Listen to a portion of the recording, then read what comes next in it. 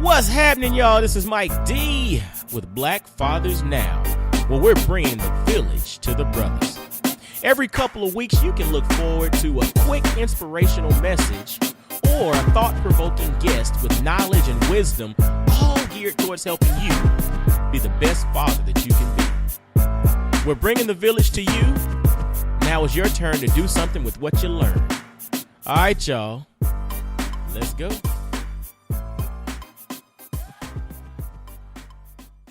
What's going on, fellas? This is Mike D with Black Fathers Now. And yo, I got a dope episode for you today. Dope episode, an awesome story, but it's a brother who's doing some amazing things in the world that, you know what, I'm just going to go ahead and intro him and we'll get to it. I got my friend Marcus Hall. He is the creator and founder of Mark Nelson Denim. It's a craft denim brand that creates high-end custom men's clothing, and it's actually based out of Knoxville, Tennessee. Craft Denim. Can you find a black father-owned custom denim company anywhere in the world?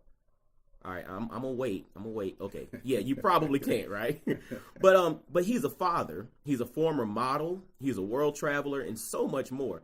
But one of the things we're going to discuss today, not too long ago, a story broke that almost derailed everything that he had going on. And we're going to kind of dive into that and allow him to explain what happened, but then how he's grown from that, how he's pivoted from that, and how things are kind of going for the future. So, fellas, in the Black Fathers Now family, I want to welcome my man, Marcus Hall. What's going on, brother? How you doing, Mike, man? Thank you for having me here, man, and allowing me to share my story with the other black fathers out there who may need some inspiration or just want to hear our stories. Mm-hmm. Right on. So thank you again, brother, for having me. No doubt, man. No doubt. I appreciate you for taking time out of your schedule. You just finished running and doing doing your thing. Brother ain't even taking a shower when he came in here. You smell me, right? I was like... You see I'm sitting on the other side of the room.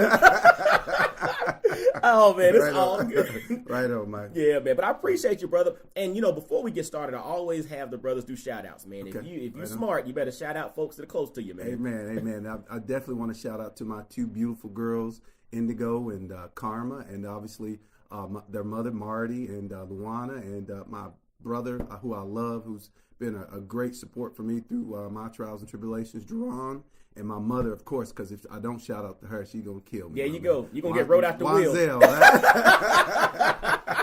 I love it. Right on, my man, right on. So here we go, man. Let's do it. That's what's up, man. I appreciate you. And so let's take this thing back, man. You mentioned your mother, you mentioned your brother, you mentioned your girls, and we're going to talk a little bit about them later. Right. But let's take this thing back, man. Your origin story. Where did everything begin for Marcus Hall? Well, my influences were when I was a kid and back in the 70s, mm-hmm. Way back in the day. Way back in the day, exactly. I was born in 1970, so the whole trend of wearing tennis shoes and the jerseys hadn't come out yet. And so one of the things that my great-grandfather, who actually I used his last name and part of the name of Mark Nelson Denim. Mm-hmm. My name is Marcus Hall. My father is George Hall. I'm actually a third generation, but my grandfather and great-grandfather last names are Nelson. That's the family name. And so that's where I got the name Mark Nelson. But as a child, he told me, no matter who you are or what you're doing in life, whether you're a janitor or the mayor, you always want to leave the house looking like somebody. And so because first impressions mean a lot, you know what I mean? And no matter what you're doing. And so he was a janitor actually at TVA, my great-grandfather. And his son, L.C. Nelson, was actually a manager over at Dempster Brothers. And it was basically a trash company, my man. Here in Knoxville? Here in Knoxville, Tennessee. Okay, so you're originally from Knoxville, Tennessee? Yep, you got it. Yep. Okay. I actually was my actual father was born in Ohio, and my mother's family, we're from Knoxville. So we took a little hiatus the first couple of years of my life and went up to Sandusky, Ohio, where my father was born. But my mother said, it's too damn cold.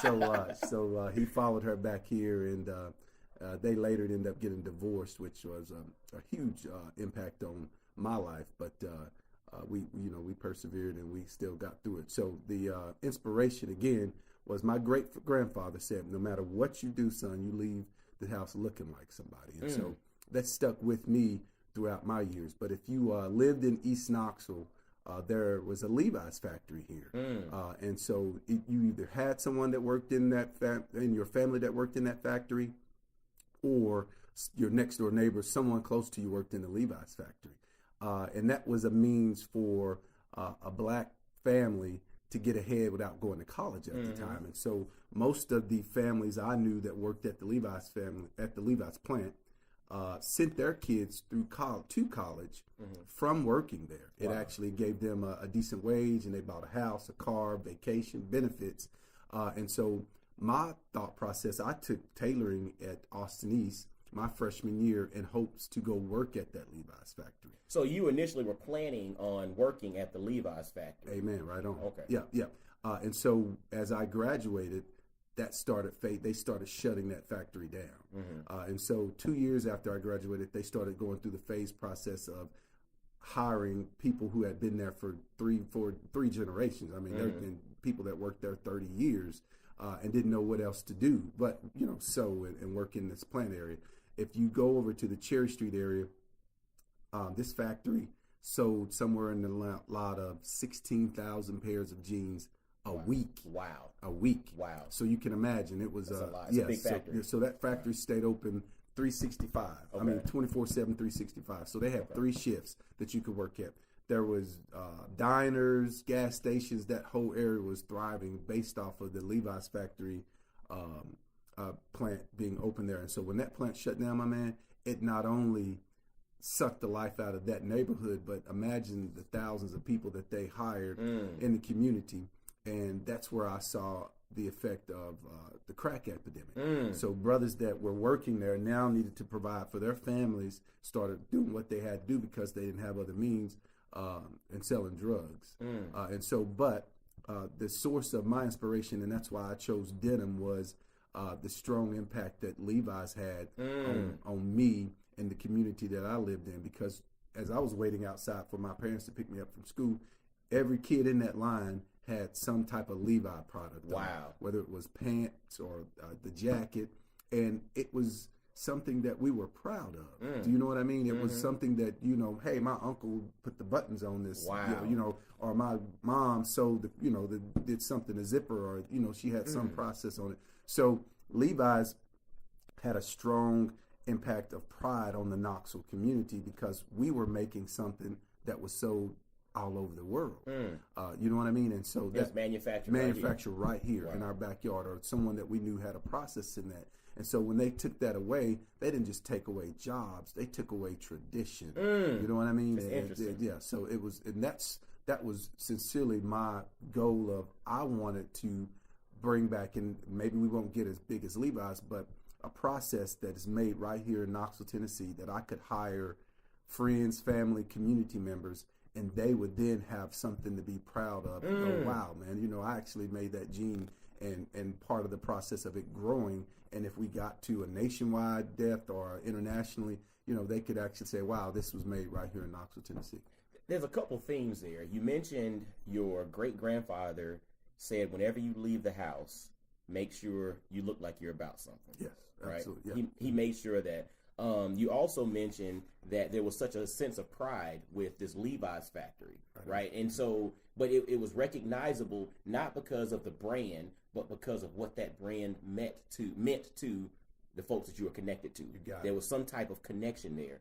But then you also mentioned, and you kind of went over it a little bit, you said, when you all moved back, your parents got divorced, and that impacted you very severely, right? Yep. And so connect the dots for me on the inspiration of the fashion, what your great-grandfather said about looking the part, but then the notion of how, like, your parents being divorced, how that impacted you as well, and kind of tie that together in regards to your mindset kind of growing up a little bit. Absolutely.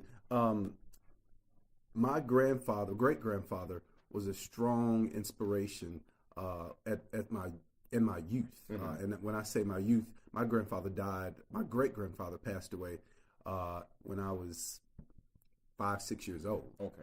And so I've got an older brother and a younger brother. My younger brother never even met my great-grandfather. And so we after school and daycare we spent with my great grandfather and my mama. That's what we call mama and papa. And so his son LC died when I was 12 years old. Oh wow! And so the main figures in my life were dismissed at a very early age. And so the only the only male figure or positive male figure that was still there was my father. My father and mother and father got divorced before I was right about the same time that my great grandfather died. And so it was a really hard transition because my mother did what the best she could to keep me away from my father. So there was no positive male figure there. And so all I had was the memories of my grandparents. And when I did get the opportunity to see my father, he was there very little until I became almost an adult. My junior and senior year of high school, we finally worked it out with my mom that I could actually spend some time with my dad. And so leading that back to the pride in the community, these are all things that I had to look up to and look forward to and were stripped out of my life. And so at that rate, and not making excuses for my actions, it's okay. When I was 21, I'd start selling drugs because I didn't have anybody to kind of teach me or any route to go to. The Levi's factory closed. My great grandfather, my grandfather were gone, and those are the men that I looked up to for direction. And so now I'm in the streets looking for direction. And now my male figures are drug dealers, number men, guys in the street that are hustling, that are actually driving the nice cars, wearing the nice clothes. And so my thought process is, well, plan A didn't work, plan B will. And the people that I'm looking up to now are telling me this is the route you need to go. And so that being said, again, I'm not making excuses for the actions that I chose, but we're talking about being black fathers. That's and right. How important it is to be present, man. To be present, to fight because A, we're in jail, B, the food and the way we don't take care of ourselves health-wise, blood pressure, stroking, dying out. That's what happened to both of my grandfather and great-grandfather. Both of them died of heart attacks. And so it's important to, A, take care of yourself so that you can be present, B, fight. I mean, if you happen to not be in the relationship with your mother of your child, hey, you still have to be present. You gotta fight. You gotta fight. That's so important, man. And I think your story is not a unique story, right? It's a story that, a lot of brothers face, in the sense that, some want to be involved with their children, but maybe the dynamic with the mother is not there. And but to your point, some of us, because we're, you think about society, and as black men, we tend to, get beaten down with the media and with this and with that. Sometimes you're just like, I'm tired of fighting. Yep. I'm not even going to fight for this. Right. But the story that you mentioned, or the story that you told, to me highlights the importance of, I might not fight every battle, right on, but for your kids, amen, that's a battle that's worth fighting. Yeah, you got it. You got it. I might sacrifice the other battles, but I'm fighting for them because of the influences that are out there. You got it. Right? Somebody's there to fill the void. If you're not there to fill it with positive influences, with showing the right way and all of that, there's going to be somebody else who's ready to slip in. You got it. You know what I'm saying? And may not be the best, have the best interest of your child. They might not have a good interest at all. They're looking to manipulate. And so I have girls, and so that's very important to me, that the relationship with my oldest daughter's mom, it's rocky. And so for the most part, it's funny how history repeats itself. The same actions that my mother took with my father, my daughter's mother, my oldest daughter's mother, did the same route. And so I recall the days that I sat waiting on my dad and no show, and me, thinking my dad was the bad guy, but only to find out that my mother was, actually, she basically was telling him, hey, you can't come over here this weekend. Now, the fault that I had with him was, you should have fought for me. You should have taken, hey, I'm not taking no for an answer. I'm going to see my child. And I understand going through courts or whatever that is, we get busy and we have to pay our bills and there's other things. But like you said earlier, there's no greater cause than being present in your child's life. And I'll tell you too, that's with Black Fathers Now, this podcast that we're on, this can also serve as some inspiration and education for that brother, because to your father's not credit, but to your father's level of experience or in his defense, if you take a step back and think about it, who is inspiring him to go and fight for his kids? Absolutely right. I mean, culturally, that was a different era. You got it. You know what I'm saying? Yep. And so now we know better, so we have to do better. Yeah. So dads, I want you to take a listen to that. I mean, everybody is not necessarily blessed to be in a loving relationship with the mother of their kids and all of that. But if you're not, it's still your responsibility to fight for your kids. No matter what she's saying, what she's doing, you still, that's the fight worth fighting. Right on. Some things ain't worth fighting. Sometimes you just say, charge it to the game, throw them deuces and do your thing. But your kids don't fall into that category. No, 100%. You're absolutely right. And so still going through, one of the things I did was go to the juvenile court and petition for rights and get a agreed upon registered a visitation and the amount of child support and the whole deal, so there wouldn't be any gray area. And even with that, there is still gray area. A fight back. And so she's currently going to school out of town, but calling every day, letting her know I love her, text or whatever the case may be, and being there at any moment I can, my man, is so important. And so, we have to be a part of our children's lives, because hey, their futures definitely depend on that. Absolutely. And the choices that they make. Absolutely. Man, I appreciate you sharing that, brother, because I think that's really gonna speak to a lot of brothers out there, man. I mean, literally, this is, the purpose of Black Fathers Now is bringing inspiration, wisdom, and insight from brothers' journeys so that we can connect it back and tie it into us being fathers now. That's why the title's Black Fathers Now. Right on. Listen to the inspiration and wisdom, but it's not theory that we can just put off and, we can talk about it and philosophize on, bump all of that. What can we take from it and apply to our lives right now? Right now. And so what you've dropped can be applied right now. Okay? So kind of fast forward a little bit here and I guess take us through the, some of your journey after that. So I mentioned that you modeled and did all of that and traveled and all, and then you came to create Mark Nelson Denim. Like you told us about the name, but talk a little bit about that journey of getting to the notion of creating this actual clothing company. Got you. And so I worked and sold several different companies and jobs. And then finally I decided that I was going to open a denim brand. I couldn't get it out of my head. It was a dream of mine.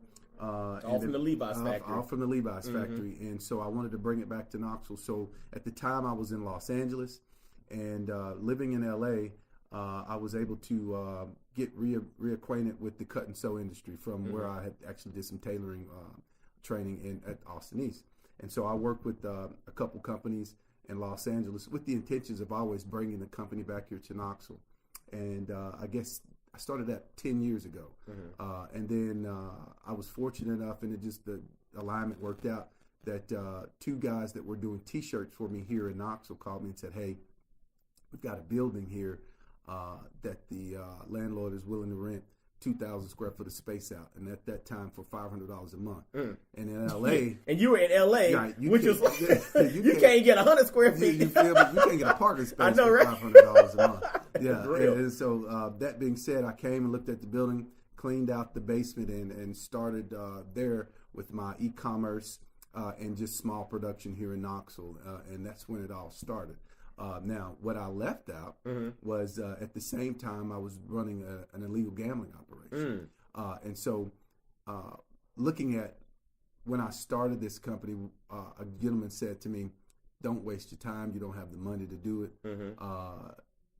Buy some real estate, get it, do anything but start a clothing line. And so in my mind, the number business was a way to finance the clothing. The clothing line. Yeah, absolutely. Now, was the number thing going on before the clothing line? That was something because you mentioned like back in the day, kind of selling drugs and doing that. Got it, yeah. So was this always something that was kind of on the side rolling no matter what you were doing? No, so at 21, I got in trouble for selling drugs, but the number business was there.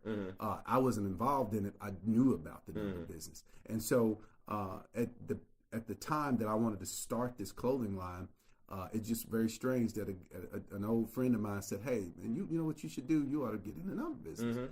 And so this is how you can, make some extra money and so on and so forth. And so I did. I listened, and so I took the money that I did have, and we started a number business, and actually was very successful and was able to start this clothing line. And about 4 years into it, and this is, if I had something to regret, I had the decision where Mark Nelson Denim was actually making money, and I could have quit the number business, and I didn't. And then 3 years ago, 2 years after that decision, the IRS came down and said, "Hey, we'll arrest you for illegal gambling and money laundering." It's interesting. Before that, you were presented with an opportunity to lay it down and go clean and say, you know what? And this will just be a story that I'll have to tell and say, look, I'm blessed to get through it and live through it. But you chose to keep going. Was it just the allure of the money? Was it, 100%. What just it? 100%. Greed. Greed. I was thinking, wow, why would I let this, money go? Why would I let this money go? I'm going to do both. And what I need is another year. I'm going to just stack this cash, you know what I mean? One more year. And then it's one more. You got it. Exactly. Then it's one more. You know what I mean? That's what I said. But, it's always going to be, you know it. It would have been one more, and who knows. But the blessing of this, in hindsight, I look back, and after going to prison, I ended up serving 14 months in prison. And I look back, and at the time, it was the end of the world. Hey, what am I going to do now? And my biggest concern was, this business that I've been fighting so hard to establish and build. But I look back at it now, and I had this, in prison, this conversation with God. I think back on, I was living in chaos, Mike. I got attempted robbed in a 2-year period of time 5 times. I specifically remember, and this is and this may sound crazy, and it always brings chills to my body when I talk about it. I had started the number business when my oldest daughter was just she was a baby, and literally someone kicked our door in and held me a gun to my head and her mother's head and said, "Where's the safe?" And even after then, I didn't quit the number business.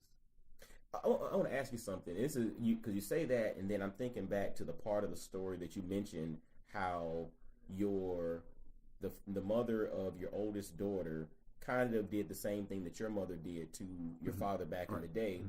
But then I hear this story about how when she was a baby, somebody kicked the door in with a gun to y'all's head. Right.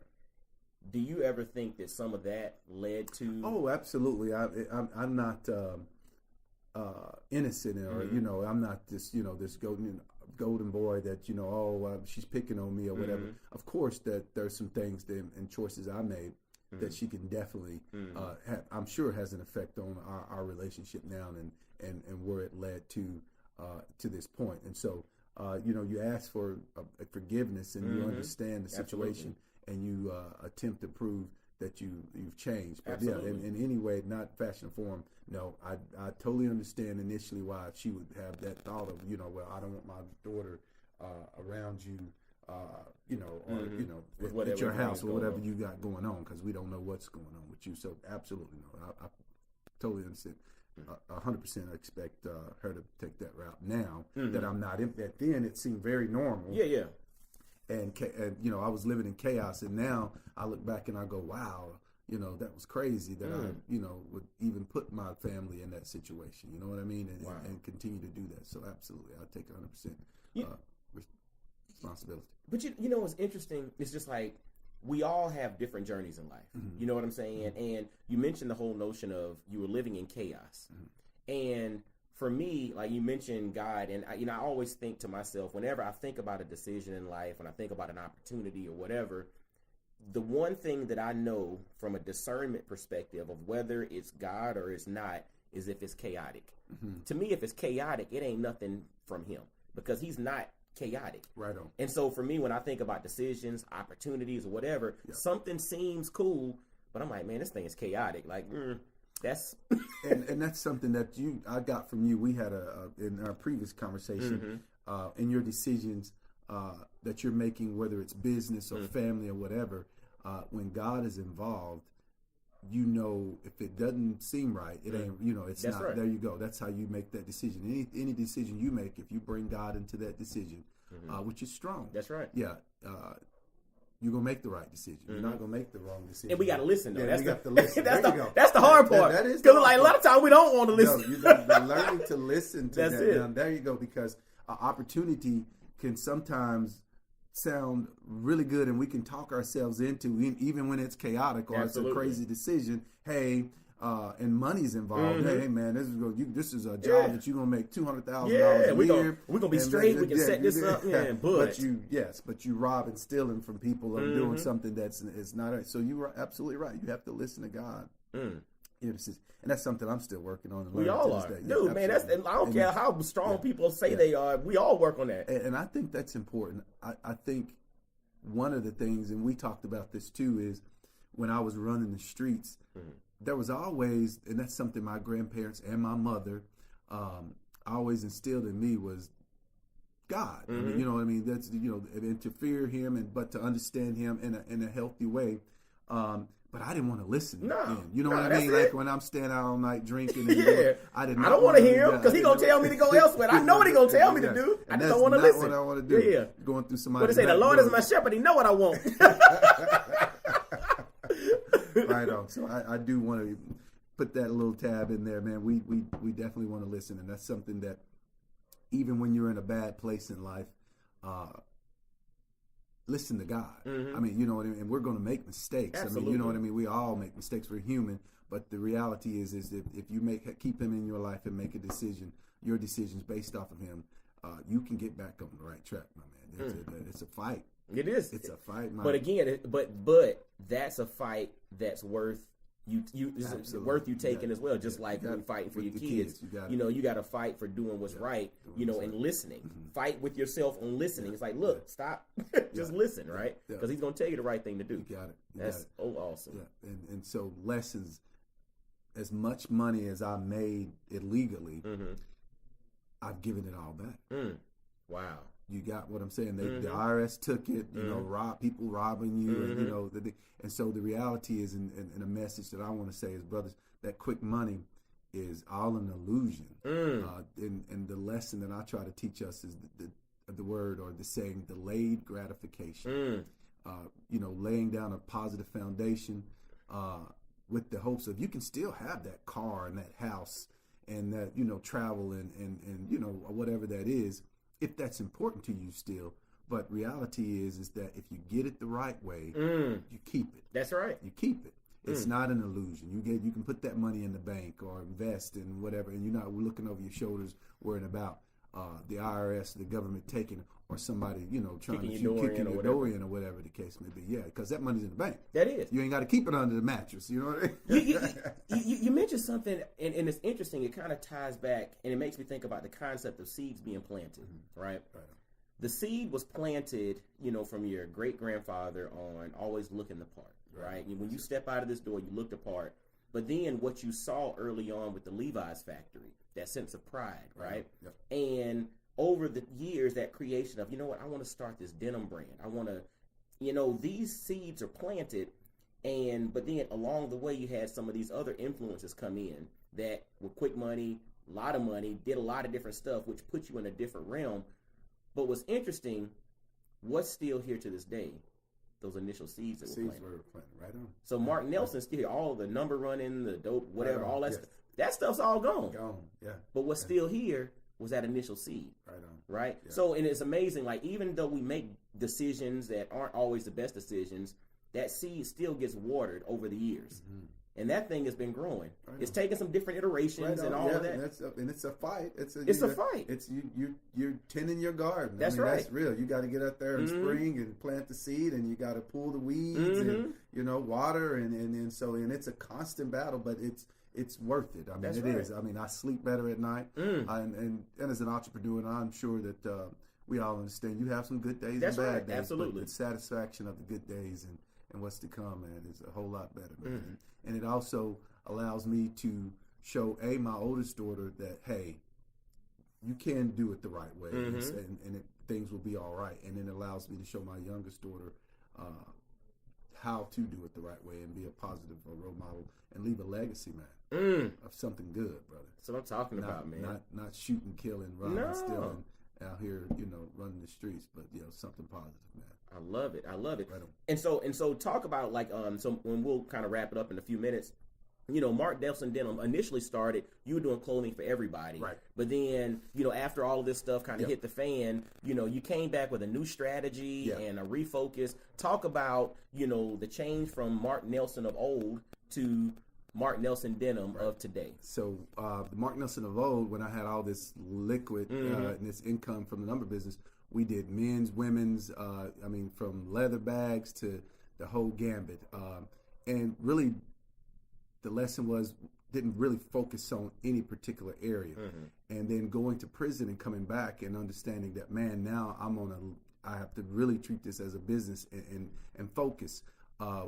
We focus on men. We do men really well now. And so we've got great patterns, great fits. And before we were doing a wholesale business where we would actually sell to different chains, department stores. But through that process, with the credit you had to have invested in the capital that you had to have was buying the fabric, the raw material, then having it sewn and paying to have it sewn, then getting terms with those businesses, 30, 60, 90, if they paid you at all, if they didn't go out of business. So there was a lot of money tied up. And so me, regrouping, understanding that, man, I'm not going to be able to do that. That's right. You can't float it no more. I can't float it anymore. Yeah, I don't have this liquid income just sitting around. We do direct to consumer. So our focus is e-commerce based and actually building our clientele one by one. We not only do denim now, we do suiting, blazers, custom suiting. We do, custom shirting.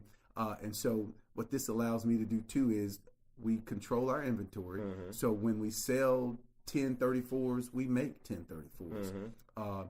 And the markup is greater. So now with the wholesaling, there was only a small markup. Now we get retail where they were getting retail. We get that retail, which allows us to make more money. Yeah.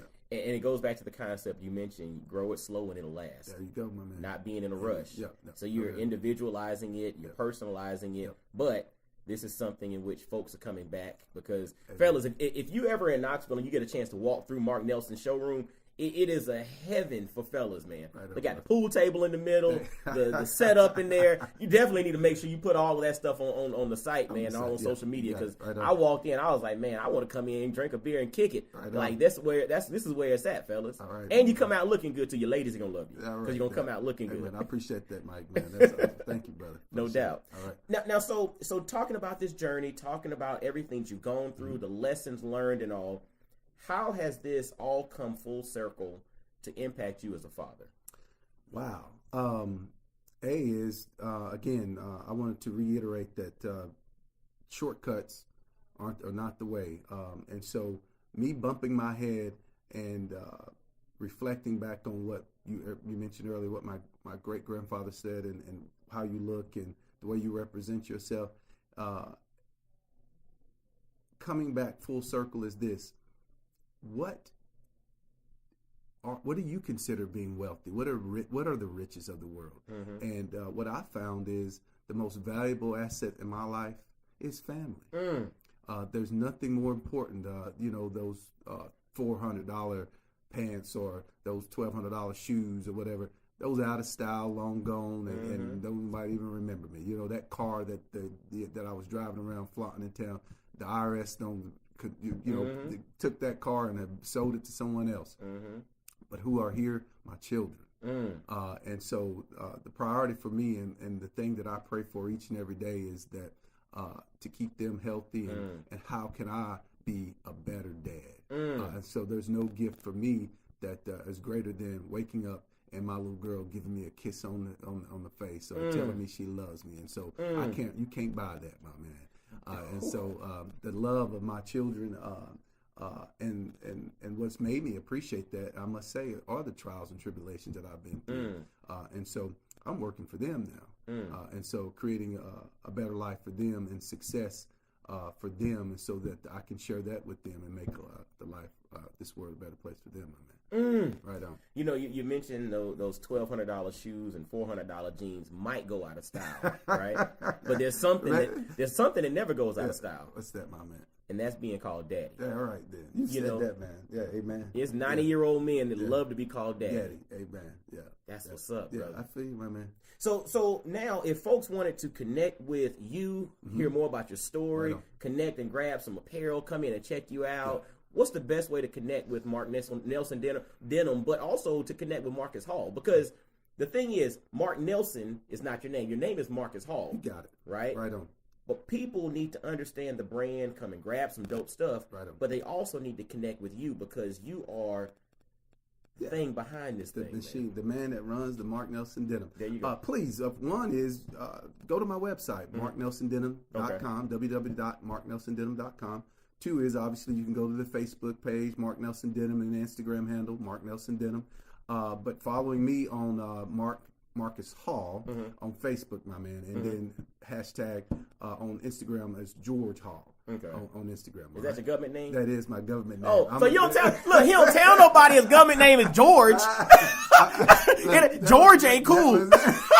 George is not. See, see, we learn this. See how he waited to the end to drop this. George. I'm a third generation. George. My dad was George, and his dad was George. Yeah. So yes, man. I love it, man. I know, man. But man, you know what? I appreciate you for coming out and for allowing me to come out and share your story, because your story is extremely powerful, the trials and tribulations. But the biggest thing is how you've overcome that and how you've come back to realize the seeds that were planted early on were the seeds that were most important. Yes, and those are the things that needed to be watered. All this other stuff that came in the middle, it's whatever. The seeds that were planted early on. Those are weeds. Those are weeds. And guess what? Amen. And maybe instead of pulling them, you let some of them grow a little bit, right? I let them get out of hand. Let them get out of hand, right? But eventually you went back and pulled them bad boys. Weeds. Yes, sir. And now you're growing something that's powerful. Most importantly, you're growing two little girls that's powerful. Right on. And they're going to call you daddy, and that's never going to go out of style. No matter what fashion you create, the notion of daddy never goes out of style. Amen. All right. All right. So, fellas, I appreciate y'all for listening to this episode of Black Fathers Now. Make sure to check out my man Marcus Hall. You can follow Mark Nelson Denim on all the social media handles. In the show notes, we'll have the links to everything there. You can check him out. Make sure, if you connect with him, you can also connect with him personally, George Hall on Instagram or Marcus Hall on Facebook. I have all of that in the show notes. Make sure you let him know that you heard about him on Black Fathers Now and get out and support this brother. Like I said earlier, how many, if any, high-end craft denim brands are run by black fathers in the world? You're going to be hard-pressed to find that. And if you do find one, you're going to be hard-pressed to find one that drops the quality of Mark Nelson Denim. So y'all definitely check him out, show him some love. And as always, visit blackfathersnow.com, subscribe via iTunes, Stitcher, Google Play, anywhere you listen to podcasts, YouTube.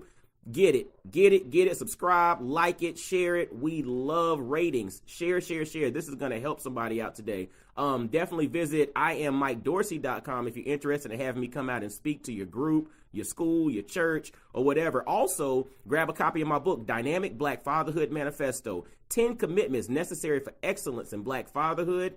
And visit blackfamilyapparel.com. Now look, Black Family Apparel ain't Mark Nelson Denim, right? But we got some dope stuff too.